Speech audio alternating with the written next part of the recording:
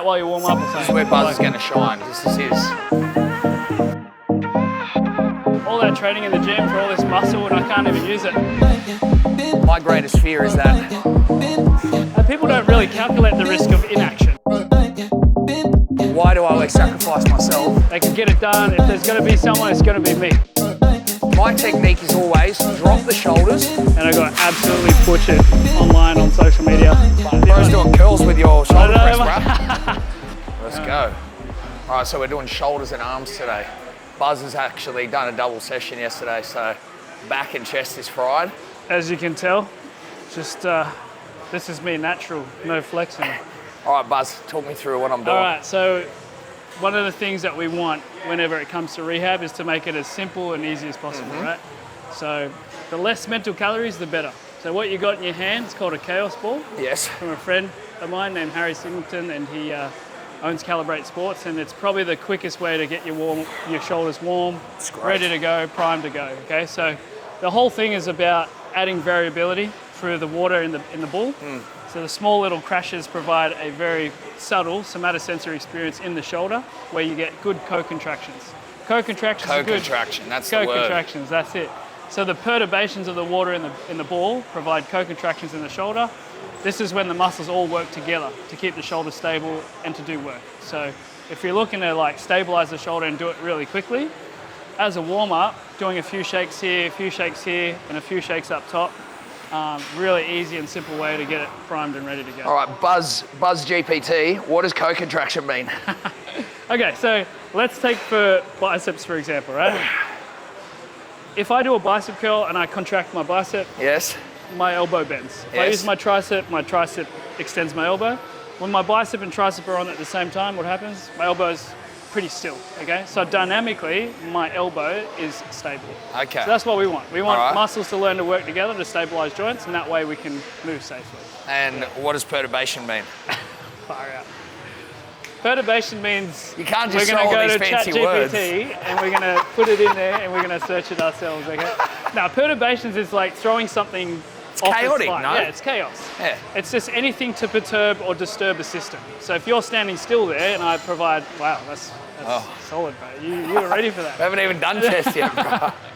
Perturbations is anything that throws people off their line. So, you know, like it could be a bump on the field when you're walking or when you're running. Anything that disturbs the system that's moving in a stable or like a linear line. Yeah. That's a perturbation. Anything to challenge your stability. Also, while you're doing this, why is it important? Like standard, the opposite to this is most people go in the gym, they'll go on the cables, they'll do some internal, external rotation, or God forbid, they'll grab the dumbbell and do it. Now, why is it better to do something more dynamic than this? Because for me, I feel like, yes, you're targeting the smaller muscle groups, but you're not really getting those stabilizing muscles like when we do this or anything that's chaotic. Yeah, 100%. I think like the reason why like a lot of people get this stuff, it's easy and it's simple, right? Very easy to prescribe.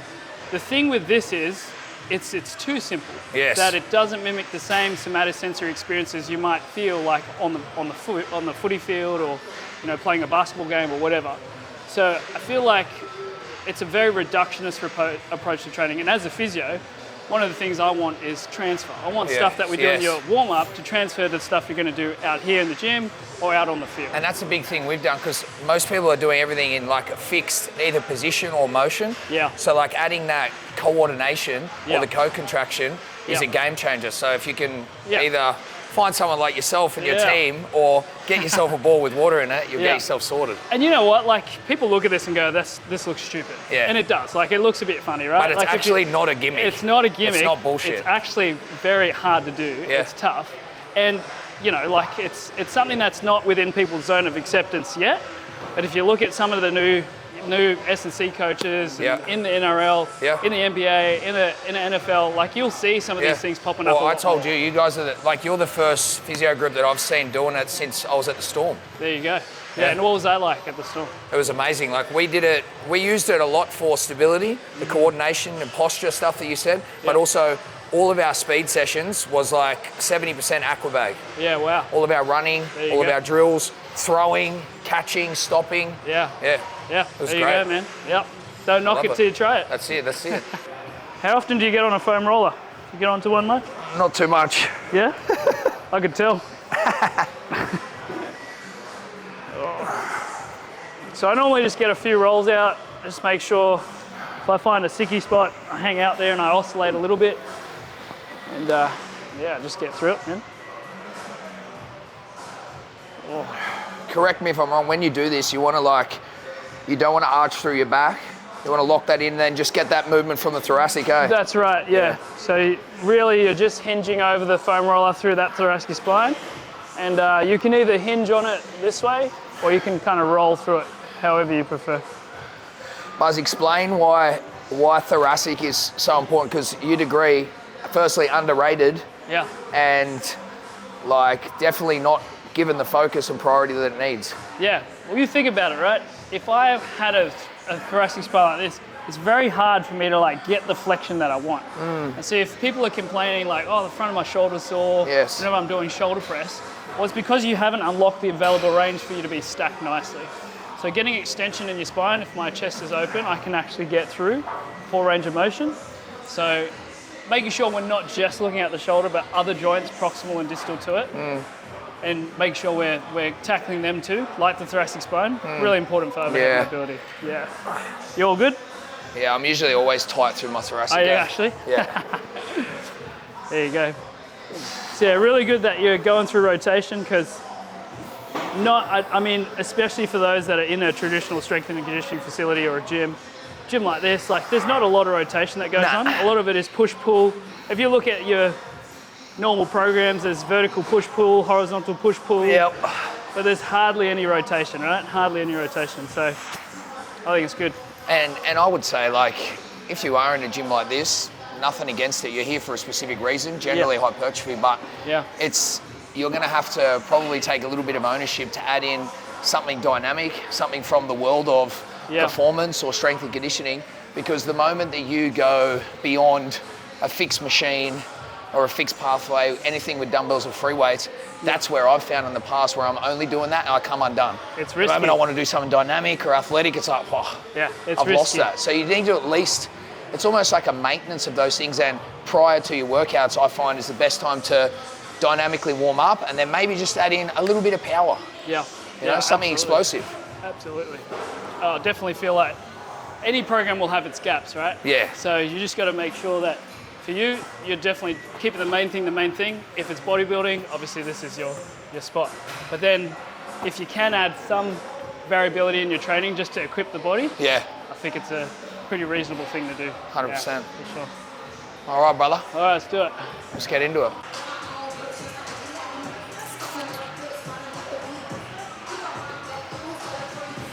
All right, bro. Straight to my 1RM, eh? So now you've done the Ironman training, Buzz. I know. What are you going to focus on? But your background is, run me through it. I know you kind of told me, but not really. You owned a CrossFit gym. Yeah, that's it, man.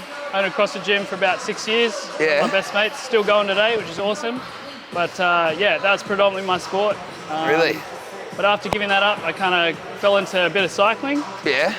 And honestly, when owning the CrossFit gym, the things I love most, pushing weights, bit of gymnastics, and short, sharp workouts. Yeah, true. Things I hated the most, long workouts, anything that involved running, just could not swim for the life of me. CrossFit's changed a lot though. It's definitely changed. Fucking do everything. But yeah, man. Last year I did my Ironman, and that was bloody awesome.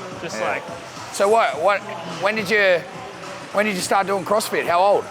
Oh, I reckon 21. Yeah? And when did you start owning a gym?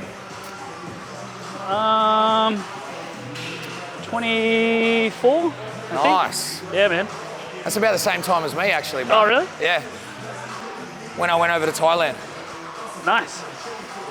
Yeah, it's honestly one of the most rewarding things to own a gym. 100%. Got the community. CrossFit was well and truly pumping then as well. Yeah, 100%.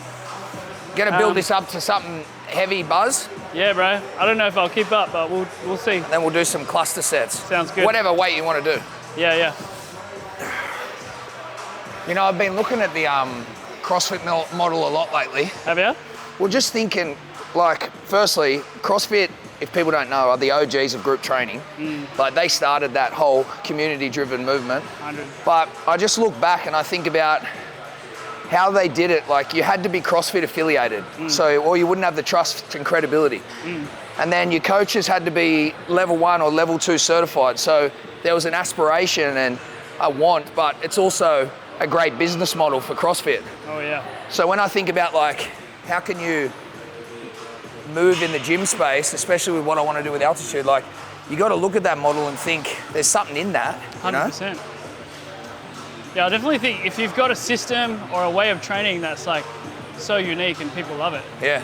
there's certainly a way to monetize that for gym owners. Yeah. But yeah, people thought it was, and when it first started, it was a cult. That's how strong. Yeah, I know. That's how strong the branding was. That's great. That's a compliment in my eyes. That's what you want, right? You don't want to be vanilla and just kind of be amongst everybody else. You want to stand out somehow. And it was that perfect blend of, like, competition. Yeah. Sorry, Feel bro. fatigued already, bro. We found our heavyweight. 9. And We'll 10. edit it. Whoa, let's go. Nice, bro. 11. Hey, I've done 3 workouts in 24 hours, okay? This is the 3rd one, so don't judge. So good. There's no proof it didn't happen. Yep, that's it.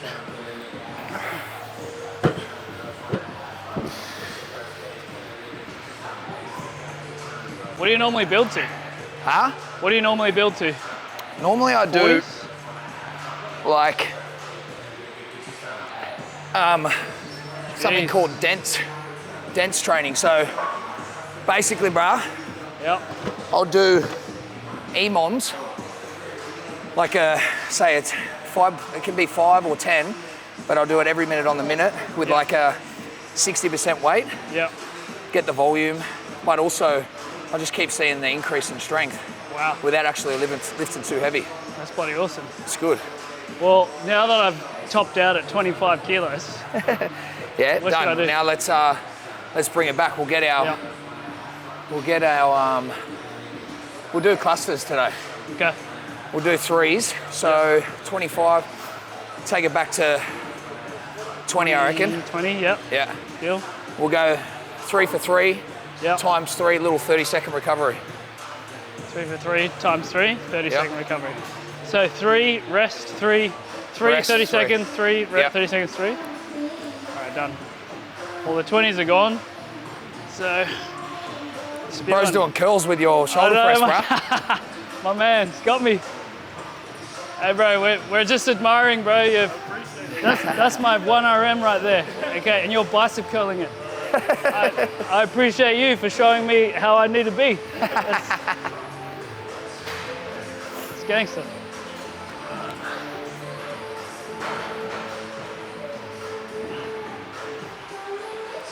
Nice, brother. Beautiful. You might even get away with 22s, Buzz. You reckon? I'll give it I know a you've had a whirl. big chest workout, bro. Oh, there it is. My They're man back. gifted me the 20s. Appreciate you, bro. I need this. You need to save your biceps. I need to grow my shoulders. He just said that's his warm-up. All right. All right, I'll give it a go. Get him, Buzz.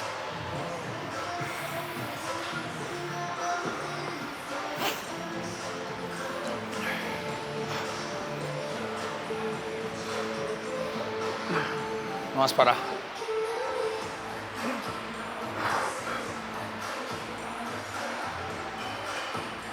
Nice, lad. Well, bam. Oh, bro. That's intense. What's your heaviest you've ever shoulder pressed in your life? That I've tried, Yep. 40 kilos. 40s? Yeah. That's solid.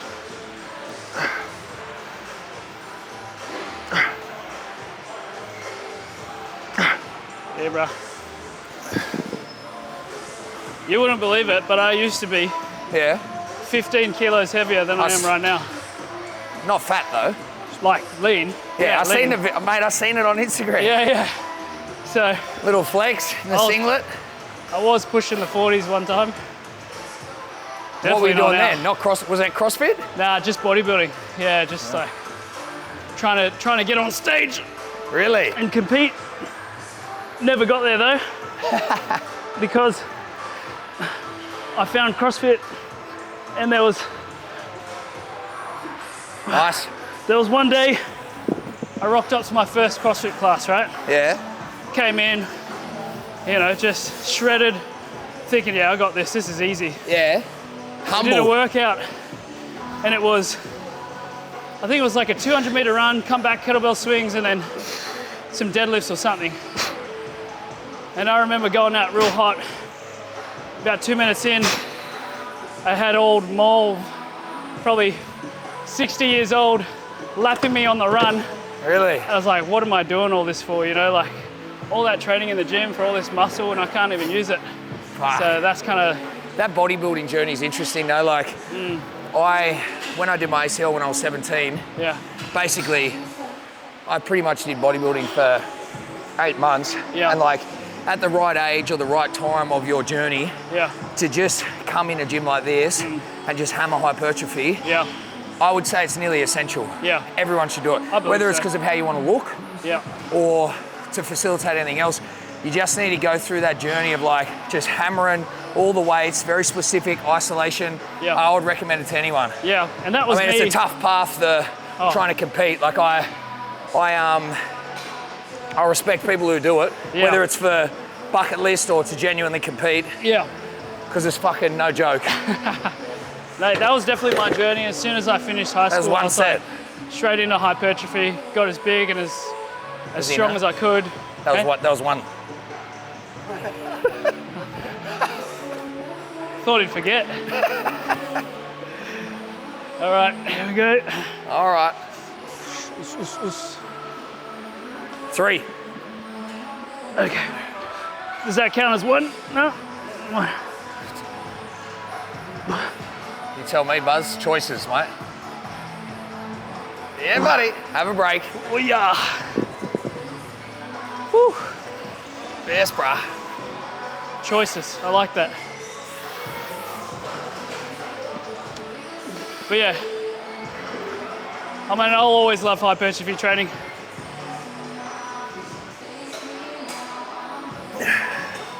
And I think it's because, like, my fitness journey started there. Yeah. You know? Just like coming home. Yeah. I think you also like. There's a euphoria after you finish a CrossFit workout. Yeah. But whatever you want to call it, the pump or the feeling of you can't beat that either. Nah, you can't. You know, so It's a different feeling, but it's still something you look forward to. So I literally just joined up again at the local, like, oh yeah, which is good. So looking forward to get some of this in and yeah, that's mad. just not think about it, because right now I don't really have a goal at the Yeah. moment.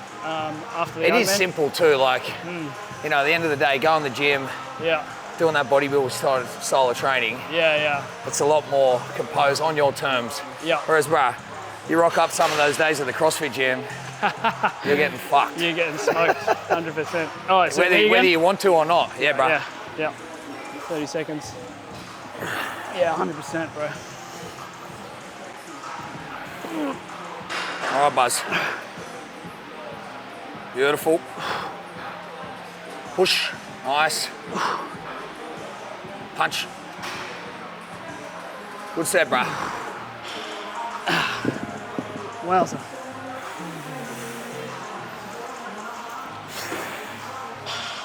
So, Buzz, I know I've been privy to it a few times, but we actually connected from a group called Power in Numbers. We're trying to bring together my network, and I was introduced to you through Khan, and because the old Gary Jack was cactus at the time, so couldn't walk, and now I'm a new man. But Buzz, tell us about your journey from owning a CrossFit gym to getting into physio. I don't know if I know how you transitioned. Yeah, well, to be honest, like, I finished uni as a physio, Yeah, gotcha. and all I knew was bodybuilding, getting in the gym, getting strong. And so I did that for a long period of time, and a lot of that high performance sports stuff. And then someone was like, you should try CrossFit. So I did that, and I loved it. and obviously opened the CrossFit gym. And then from there, it's just like, that's kind of all I knew and treated. So Khan was one of the guys who was he was best in Australia. Yeah. like he was a gun. He was a freak back then. Well, he still is now, but like... Yeah, he's awesome. Yeah. And, you know, so I was doing that for a long time, and for a bit there, I was kind of looking for something different. You know, when you do something for a long period of time, you're good at it, you're comfy. Yeah. I feel like that's when you need to get worried. Yeah, I like that. Things are good. Because if you're not changing, you're not growing. Like if you're not, I think the thing is if you're comfortable and you're not changing or challenged, you're not growing. Yeah. And so if I'm not growing, I'm dying, right? So I was like, what can I do and what do I feel like is next for me? And the physio side was something that was always was actually on the side. So I did physio, opened up the gym, put physio aside. Parked it For a bit just to open this gym, build a community, and I loved it. But then something was calling me back to opening the physio again. So I started doing a little bit more of that. And then it got to a point it was like, I kind of need to choose now because you're going to run out of time. And at the time I got married, I wanted to have a family, wanted to buy a house. And out of the two options, I could see that there was massive opportunity for what I haven't touched yet, which was the physio, which I was just doing a little bit here and there. And I felt like the gym could continue on just with the guy that I was owning with and not have to, you know, if I stepped away, like I've lived a good season and I can step away knowing that I put everything in there. I was really happy we've got it to a place and it can continue to grow and I'd be at peace with it. Yeah, fuck yeah. And so then I was like, cool, let's run at this physio thing. Damn it. And you know when sometimes you're a bit scared because it's like, I just don't know if this is gonna work or not. I kind of need to put that aside and just go, it doesn't matter. Because I'm feeling a calling that is the next step to do. And if I don't do it, the risk is I stay the same. Yeah. And staying the same, I'm not happy. So I'm gonna need to figure this out. So I just did it, man. And 1 year in, I love that. Our practice grew 2 times. We ended up opening another clinic the next year after that. And ever since we've done that move of being bold at the right time. Is that 3? Wow, I feel strong. I don't know what happened.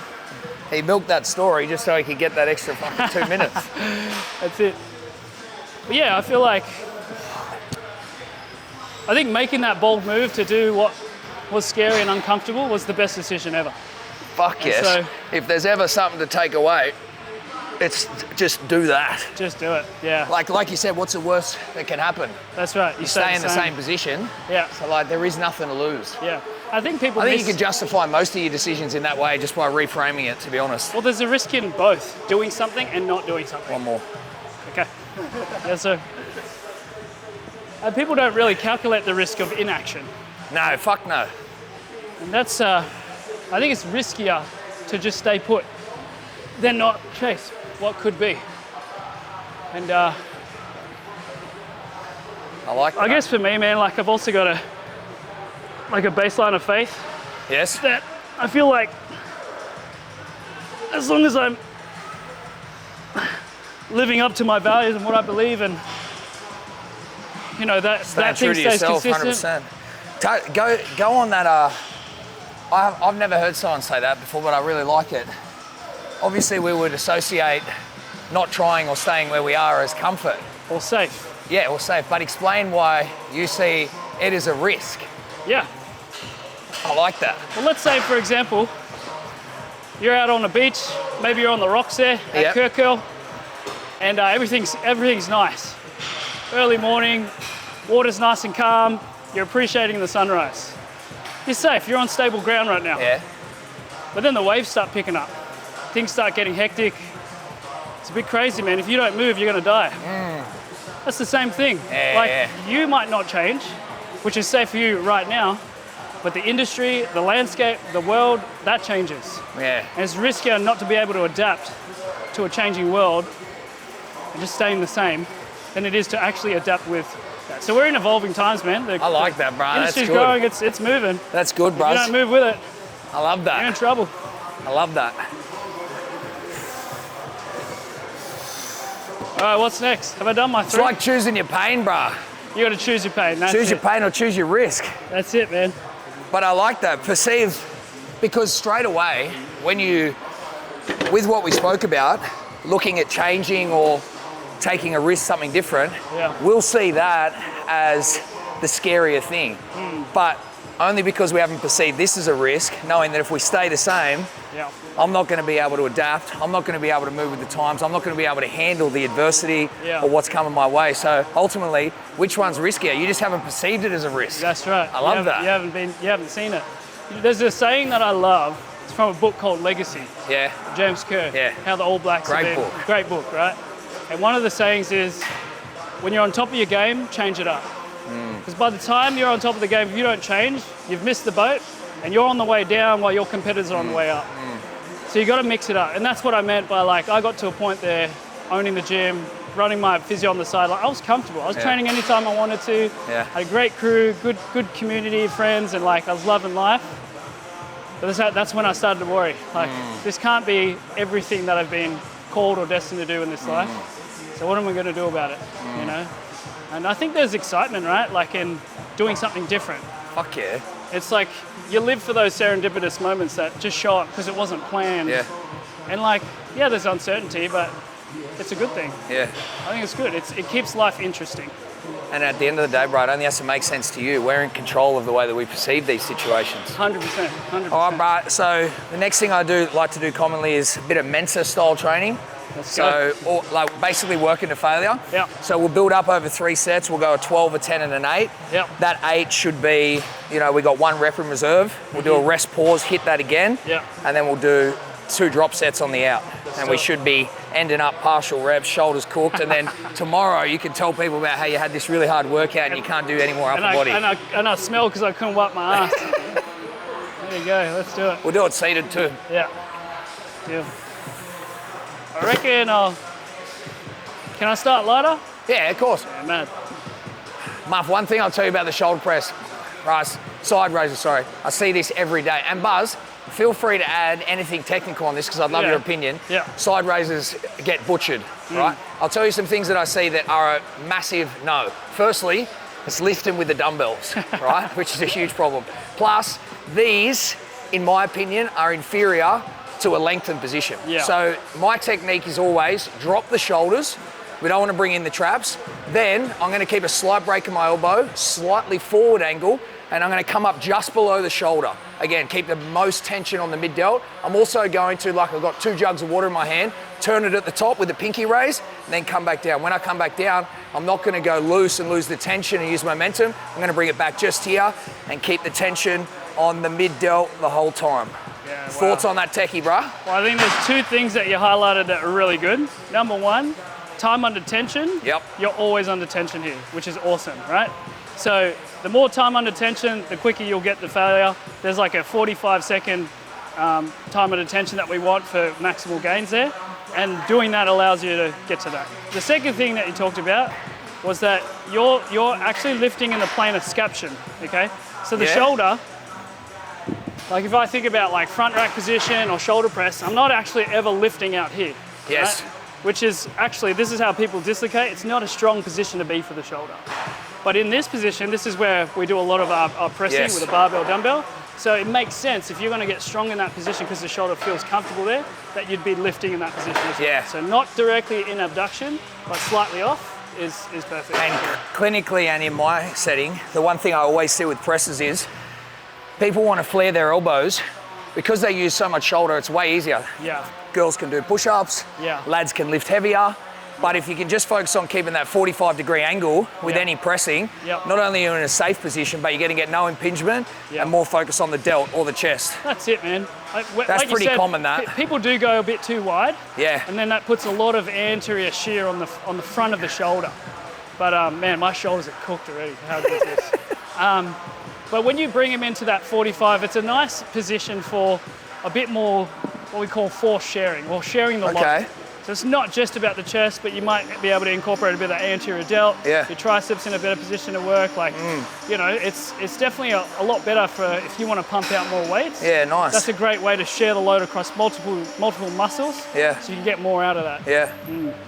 I think I'm always just looking at, because I work with so many different people, Buzz, I'm always looking at ways of like, how do people either cheat the movement to be able to, you know, because it becomes an ego thing. Like, I have to lift this weight. Well, who said? That's We can modify it with tempo or time under tension and get a better result. But also, they're So that's one thing, they want to get through it, but then also how do they make the movement easier? There's all these little habits that if you can remove them, but it all comes mentally, because why am I lifting this weight? Like, who said I have to? That's right. Who's giving me a reward at the end of the class? Go, wow, Buzz, you lifted that 22 kilos, bro. Yeah, I know. Yeah, definitely. It's surprising, right? Like, I still know that I've got patients that have come through the door telling me like, oh, it hurts when I'm doing pull-ups, and they show me their pull-up, and the first thing that they do is they squeeze their shoulders down and then pull, and I'm like, okay, that's interesting. Like, why do you do it that way? It's like, oh, because my PT when I first started told me that's what I need to do. Yeah. But if you think about this anatomically, if we go into it, it's like when I'm above head holding the pull-up rig, if I need to be rotated and elevated to then be able to then retract and pull down, if I do that too early, then there's going to be some pinching there in the shoulder, because my scapula is not now tracking my arm like it should. So it's interesting. Do you feel that's one of those things that, with good intentions, people trap onto, and everything's about scaps back? Yes, that's right. They even press, bench press, all this, and it's just too much? It's too much, yeah. It is too much. And I think originally because it's the same analogy that I give when CrossFitters learn how to squat the first time. Coaches will tell them knees out, but then over time, when you get skilled at the movement, you can afford to like get them to come over your toes. Yeah. Because this is excessive now. Yeah. It's the same thing with overhead, same thing with like your chest as well. I love that. So yeah, definitely needs unlearning. What are you doing, mate? You're doing more shoulder press. Yeah. Thought we were done with the shoulder press. Bro, creature of habit. Having too much of a good time. I also, even what Buzz is going into here, I also like partial reps, especially for delts. People will be obsessed with, no, I have to get it up this high. Again, who said you want maximum tension on the delt? Wow. I love going into a partial rep too, Buzz. Yeah, 100%. Yeah. Underrated. I mean, that's where you get to failure, right? Yeah. Like, you want to be getting to failure. And you know what's hypertrophy. Interesting about the current research around hypertrophy, which everything's always constantly changing and evolving, but basically the current research indicates that regardless of the weight or the rep range, give it a ceiling of say 30 reps, as long as you're taking it to failure at anywhere on that spectrum, that's right, you're going to get gains and progressive overload. So 100%. Like, that's cool to know. It is cool to know. Yeah. All right, we're going to roll through these now, Buzz. Let's do it. At some point, can you please Photoshop his face onto Buzz Lightyear for me as well, just as a special request? I'll send a photo of me at my prime. You can try and like. No, we're just looking for the face, mate. Oh, Buzz Lightyear's jacked. Oh yeah, it's fair. He's a unit, isn't he? All right, let's get some triceps, lad. Yeah, mad. So what's the goal with all the YouTube videos? Like, just want to share a glimpse into the life outside? Yeah, bro, I think there's so many, I look back with a word that I don't like to use, but a little bit of regret for the amount of cool stuff that's happened that no one will ever see. And I'm grateful that in that moment I got to experience it, and the people that were there also did, but there's so much cool stuff, so many lessons to be learned that if it could just be captured on content, you can have a far greater impact on so many more people, So it starts with just documenting everything, and then you've got to keep leaning and going down that fucking vulnerability path, Definitely, bro. Everyone needs themselves a muffin man, eh? Fuck yeah. How's life now after you did that post, about you making the decision to leave Air Locker and put your energy into other things? It's been good, bro. I think I'm at the point now where the floodgates open, and I'm kind of like having to practice that self-restraint of saying no, which is hard for me to do. And I think that just comes back down to like a life of not wanting to miss out. Yeah, I was going to ask you that. Like, a lot of time, a lot of yes men come from, bro, people pleasing and not disappointing other people, and that's something I've been working through, but that's something I definitely did for a long time. Right. It's not with bad intentions. Nah. There's probably underlying reasons why, but I think, and it's probably a strong term, but it's used in this sense, that poverty mindset, where it's like, you don't want to miss out on any opportunity because Yeah. either you haven't had these opportunities or you're not in a position where mentally you think you can say no. Plus, coupled with a bit of you think you can fucking do anything and everything, which is like a good and a bad thing, double-edged sword. Yeah. And then for whatever reason, the underlying habit or subconscious behavior that's like, why do I always sacrifice myself? Why can't I say no? Why am I avoiding what do you think is confrontation when it's just an honest conversation? And I think even just unraveling it then, you get in your head so much and have imagined what might happen, which is not even real. Yeah, that's true. And now you've just crippled yourself to have what? A basic honest conversation. Yeah. You know? But that's how fucking brains work. Yeah, man. One of the things that I remember someone saying in a podcast is like, Yeah? I'd say some of the best entrepreneurs have two qualities about them. The first one is that they have this very big superiority complex. Yep. Like they think they're the man, they can get it done. If there's gonna be someone, it's gonna be me. And I got this. And the second thing that they got is the complete opposite. Yeah. Which insecurity. is crippling insecurity. Yeah. And it's their ability to kind of go from one to the other. Balance the extremes. And balance the extremes out that make them good at what they do. Yeah. It's not living in the middle where it's safe, it's comfy. It's I'm either all in or I'm not. Yeah. But it's not just staying there, it's being able to say, hey, actually, I'm been here for too long. Let's bring it back a little bit. You know what I'm convinced of? This has happened enough of late. I think this would be true for most people. Our greatest strengths are also our weaknesses. Like literally comes down to that simple identification. I think if you were to rattle off whatever your strengths are, there'd be another side to it that it's also potentially your greatest weakness, just like you just mentioned. Yeah. You know, you have this huge ego, which is the thing that gets you to go believe in yourself, but also it's there for a reason. What are you trying to make up for? What are you trying to be? Insecurity. Yeah. But I've found that even, say my work ethic, I'd say is a big strength, but it's my greatest weakness. Yeah. I work harder, not smarter.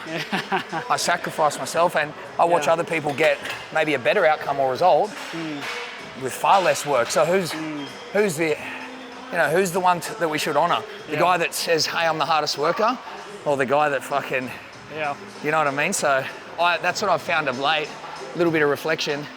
I think it's as easy as going like, what are my strengths? Yeah. And just looking at the black, the white, the yin and yang of that and realizing, is it also potentially one of my biggest weaknesses, and how can I understand that a little bit better? Yeah, that's so true. Yeah. I mean, I like what you say about choices, but there's also perspective and angles, right? You can look at things.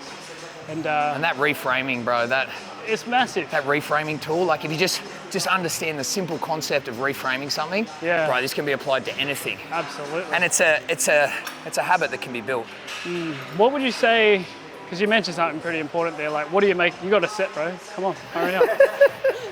One more. All right. You know, like, there's a reason why people do what they do, right? Like, and sometimes when you're working to the extremes, I would say, like, you're making up for something.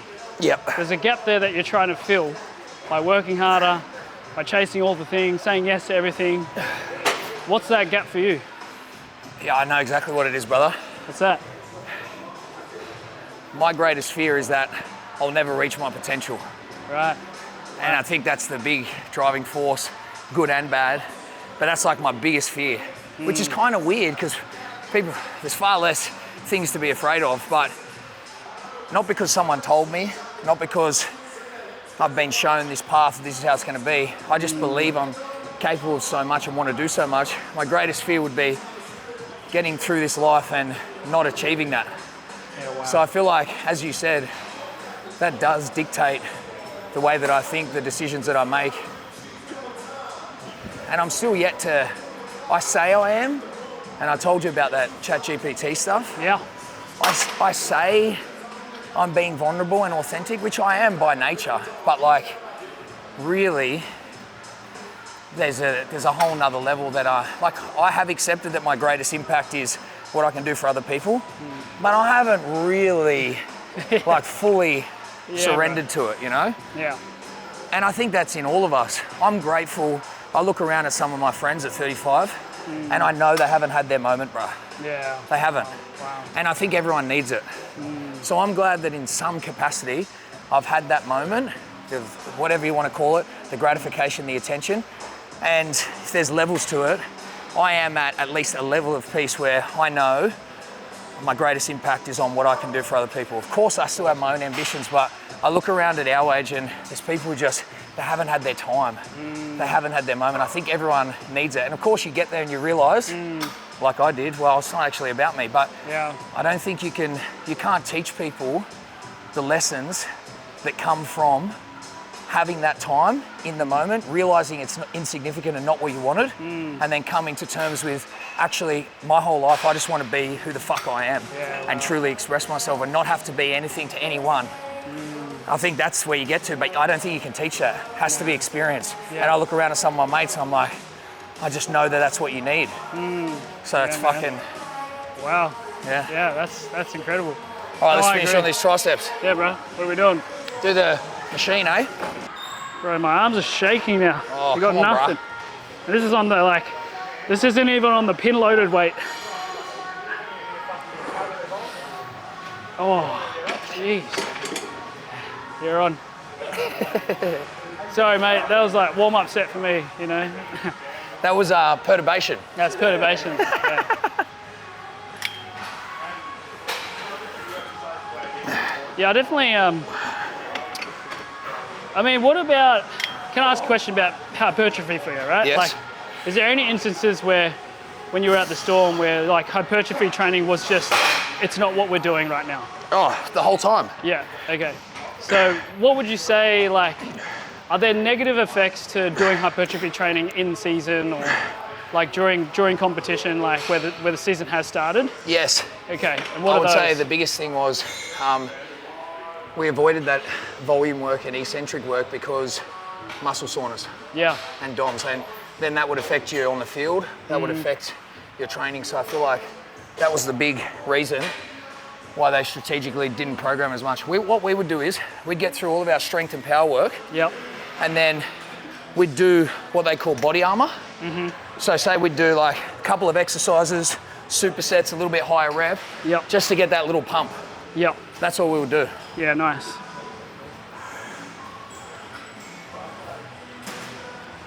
Yeah, I did an interesting post on hammy curls and how they were a complete waste of time. Yeah. And I got absolutely butchered online on social media. But at the end of the day, you left it open-ended. I did. Which is great because if it's open to interpretation, we know that we're going to get a lot of opinions. Yep. But high level, why don't you just explain? The post was about you were directly not attacking, but you were directly focused on the hypertrophy work for hamstrings and the transfer. Correct. Yeah. Which is a valid point. Yeah. But open-ended, it may be. I pissed off a lot of people, let's put it that way. Yeah, I think for me, like hypertrophy training is great. I mean, I love it. I'll do it every day of the week. But when it comes to transfer into what we're trying to do, we've got to be very careful with how we use it. So without just slamming hamstring curls, the post was about hamstring retraction and how to utilize a hamstring well in linear running. And unfortunately, you focused on hammy curls. I focused on hammy curls and even some stuff on Nordics as well. Yeah. Whether it's heavy, eccentric sort of stuff like you mentioned. There are negative effects to normal hypertrophy training and like really heavy stuff. One, muscle soreness, not an ideal thing to do, which is why I would never prescribe it to like a long distance runner right before their race or even close to it or even in season when they're competing. And so the post that I wanted to put out was to say that if you're trying to compete and you're trying to build stuff that transfers, hamstring curl is probably not a good use of your time. Yeah. So I wouldn't program it. What I would do though is a lot of stuff to build how hamstrings actually operate. So during running, what happens is like your leg comes out. Yep. And from here, we have what's called swing leg retraction, from going from here to here. Yep. Right? To get your foot underneath your center of mass. To retract the leg, the hamstring technically works more like a rope and it needs to be elastic. So you store energy when you wind up, you co-contract, pre-tension the whole lower limb, and then you whip it back underneath your hip. Not many people understand that concept, but that was the whole point of the post, was like, I would be doing more of that and drills to help with that than doing hamstring curls. And what you're saying is classic because I've certainly experienced this. people associate strength or muscle size and volume with performance. That's right. Like the stronger my hammies are does not mean they're going to fire, does not mean they're going to contribute to the full chain in a sprinting mechanism, and it doesn't mean that you're going to get that coordination. So that's the biggest thing that I liked picking up back up from you, getting back into sort of what I was doing before, but just understanding like isolation and hypertrophy has its place, but at the end of the day, from a performance perspective, it's so underrated of can everything work together as one? Can we avoid any compensations because of weakness, instability, or that lack of coordination? If there's a way to just get that message across, very simplified, I think it's very powerful. And in my mind, it's only a small shift in your mindset and your perspective of how you need to train. Absolutely. Yeah, so I'll probably... But I had that story I told you. I probably need to do my post again just to... That story I told you I had, we were busting out the Nordics. And then, you know, high speed session with pretty decent Ks and volume. And tweaked my hammy. Wow. And like, you're getting so strong with these Nordics. But you know, at the time I felt like, bruh, not that I felt like I was tearing my hammies, but if anyone who's done a Nordic, it's fucking extreme eccentric control. And then when that happened, I was like, and I know people have had great success with Nordic, so you can't just isolate that exercise and say it's shit. That's not what I'm saying. No, not at all. But within the context of what else I was doing, like, it's a problem. Yeah, big time. You know? Yeah, one of the things that is not discussed as much in the research and papers is like the function of the hamstring. Yes. It's always about the strength and control. It's always about it. It's a great point. How do you get more motor units? How do you build more muscle fibers and all that sort of stuff? But actually, if you look at the way an eccentric control. An eccentric control. And why is that? Because eccentrically, how much load it has to take in, say, a sprint or something like that? Well, here's the interesting thing is you could eccentrically load a hamstring in the gym or in this kind of research setting, but nothing will compare to the amount of force that goes through a hamstring during high-speed running. Okay, so the amount... What, not even close? Not even close. Yeah, wow. So, and I've had like some debates online about this, and I've had a person who does research on this sort of stuff, who actually scolded me first for the post. Then I went into discussions, I was like, actually, you have some really valid points here, and you are right. The amount of force that goes through like running versus like a hamstring curl, chalk and cheese.